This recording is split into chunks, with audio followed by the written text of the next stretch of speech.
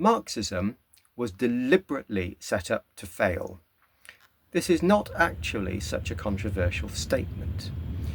In the late 19th and early 20th century, the institutions that ultimately were at the top of the food chain in terms of setting out what were the sorts of competing ways of life that society might like to consider were Ivy League universities in the USA, Oxford and Cambridge in the UK, and in their endowments, their chairs in economics, quite often the stipulations as to who held the chair should be looking at and teaching issues such as market economies versus Marxism and its various derivatives.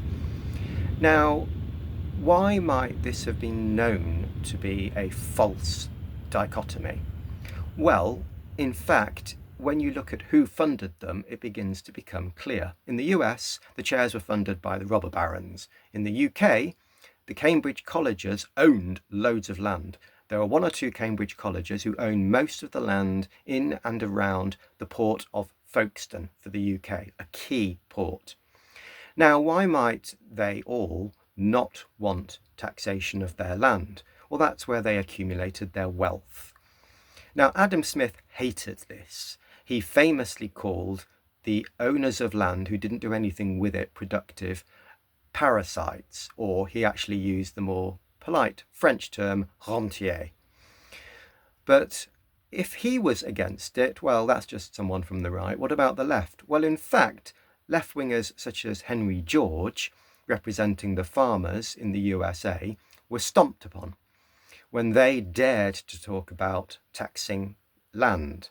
And instead, Marxism was funded by the universities in the US as being the, in quotes, saviour of them.